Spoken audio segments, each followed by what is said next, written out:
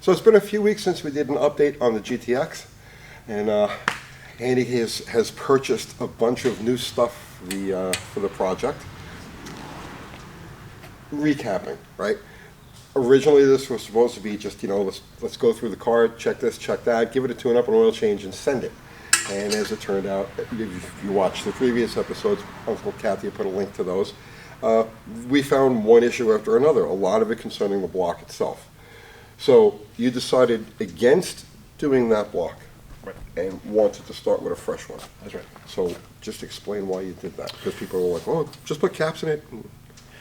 Yes, so I don't disagree that block is salvageable. I mean, new caps and put it back together. However, for this car and what I wanted, I found, although these blocks were cast on the same date, this is a little bit earlier block, and the heads that were on the block are late 66 heads, and the heads that were on that block were 67 heads, and this is a late 66 car.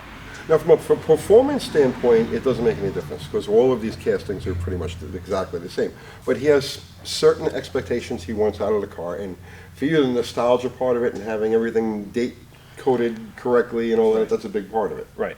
So this is more correct, as people will say, there was no VIN stamped on any of this stuff in 67.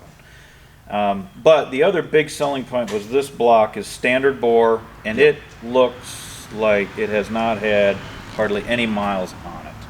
Yeah, the bore is beautiful. The original chamfer is still in place. We checked it, it's still at 4.250.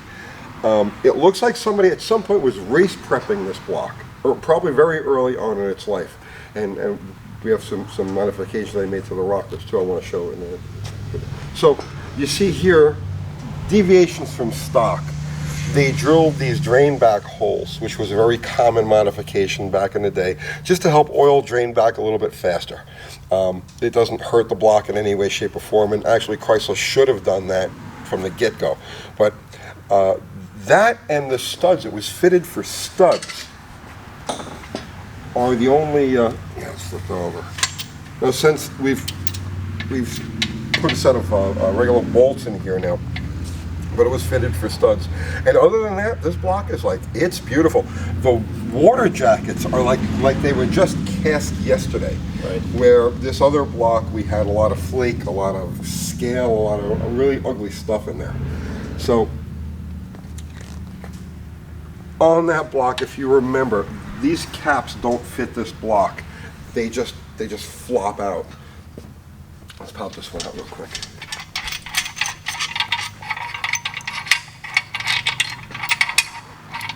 So you can see here's the correct, I can literally lift, that's the correct fitment for a cap in one of these blocks.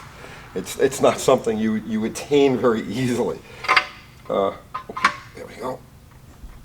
I'll leave these off for a time being. So that's all we have with this. Standard bore, it has been line honed. It's got a fresh line hone. You can see the crosshatch on it. Where actually this block, we could see that it has some very odd wear patterns as far as the main line goes. But this was freshly line honed. And while the cylinder walls, it shows no wear at all, it is going to need a hone. And on this thing, we're going to have to send this out and have it deck plate honed. So basically, what they do with this is they attach a deck plate to mimic the loading of the cylinder head and the loading of the cylinder head bolts, and they hone it there, so it's in that stressed position. So we want to go the extra step in every way with this engine, so that when it goes back together again, it's dead nuts perfect. Actually, the factory didn't even hone them like that. The factory just honed them without. So again, just this block is, I think, is virgin of a 66 426 block that is out there, and with that block with the window in it too. Yeah.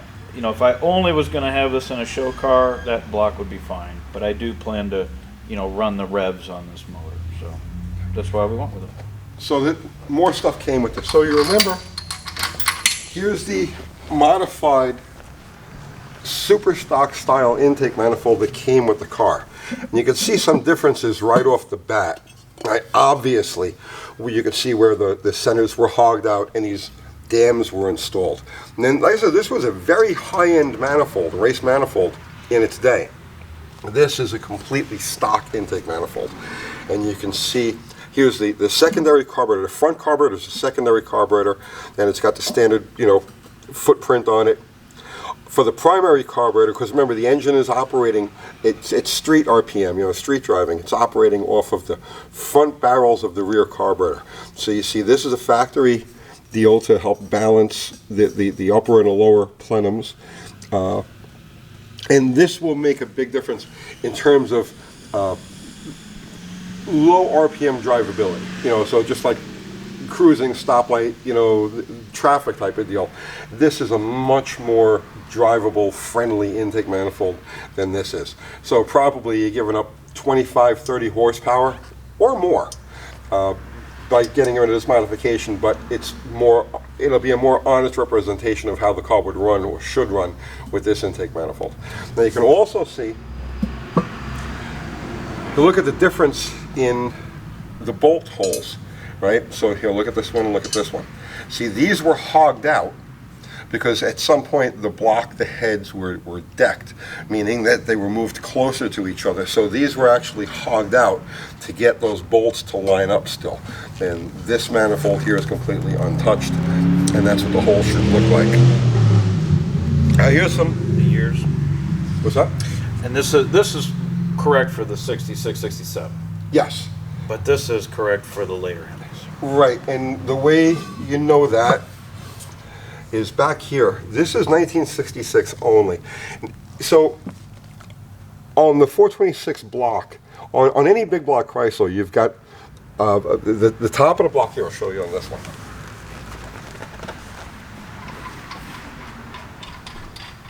Okay. So this is the same as a Hemi and a wedge. On a wedge motor, there's a rail here that bolts in place with these three bolts, and it holds the valley panning in place.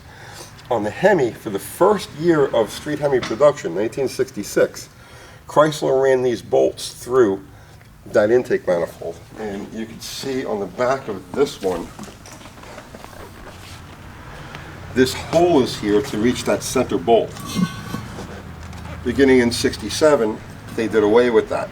So they just used dowels. And even that is debatable, because here's a vintage set of gaskets. I've had these laying around. So here's the stock intake manifold gasket. They give you two different sets of end rails. This is like for a blower style manifold. This is for the stock style manifold. And you see there's no holes in any of them. So whether or not, or what years they used fasteners or dowels at the ends is kind of irrelevant, because once things were actually rolling, these things just get glued in place. So you can tell the difference too. In the early didn't use the Pentastar. So the Pentastar came out later, 68, 69, etc. And this marking here was on the earlier intakes. So that's the difference on the intake manifolds. On the heads, now if you remember, we had a big mismatch on the rockers. It was one of the first things we noticed when the engine was still together. The rockers, the relationship between the rocker and the valve was way off. We were sitting there like this on these things, and they were all over the map. So these rockers on these heads, this is the set of heads that you just picked up. That's right. Made up perfectly. I think there's one on that side that needs to be shimmed a couple of thousandths of an inch to get it dead centered. But these were also modified. You could see at some point, like for instance, this was drilled and sleeved to correct all of that. So these rockers have already been massaged so that everything is pretty much dead nut straight. So we're good there. It's going to save us a lot of work. You want to show the combustion chamber on these? These are the 66 heads, and they are really nice. Yeah. Oh, they're beautiful. They're beautiful.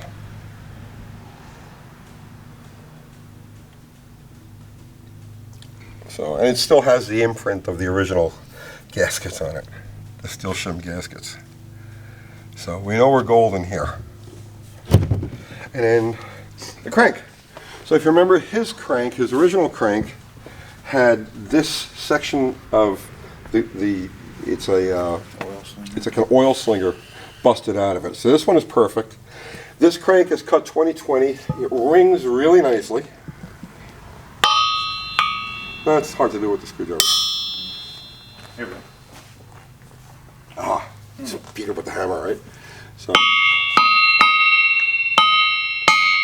it's got an even ring. It's a little subdued because this crank has been balanced. You see, they've added metal here and on the other counterweight. So this is a slight bit of a complication. Originally, we wanted to find a set of stock rods and stock pistons and just assemble it, because the factory production balancing is fine for one of these engines. They weren't specifically each balanced. They were batch balanced, so you could take a piston rod from any of one of these engines and stick it in any other engine, or you could take the crank out of one end and put it in the other. You'll never have an issue. But because this crank has been balanced, it's a nice crank. But because it's been balanced, now we have to find pistons, rods, and send this whole assembly out to be exactly matched. So it's just something else to add to the time frame it's going to take to get this thing done. Distributor. Oh yeah, there you go. Yep. So we also got a nice 66 or late 66 dual point distributor. The points are out of it now, but set up for bone stock. You know, everything in here checks out. The end play, the bushings, it's nice and solid and tight. So I think this will be a good distributor for us. And because it's a 4-speed car, we don't have to worry about curving it. Mm-hmm. So. Yep. So we'll get new points in here. Condenser should be fine, but dated correctly with the rest of the motor for late 66 and right for the car. So that's all of the parts that we've picked up, and right? Is that it? Yeah, I mean, that's basically what we got. So we need to find pistons, rods, a machine shop that will torque plate hone that thing for us. Hopefully my guy up in Nashville has got the plate for that. And this is going to take a little more time than we thought. How long do you think it'll be? We still don't have the gas tank. We still don't have the gas tank. I mean, I'd say if we were lucky, 4 months, 5 months. Around Thanksgiving, we should be about ready to roll. ready to roll. So, if you're following the series along, be patient. We're moving pretty much as fast as we can, and he's got to make a cross-country trip every time he comes down here. But it's good. So that's it for now, and we'll update you guys as we move along. See you tomorrow. See you later.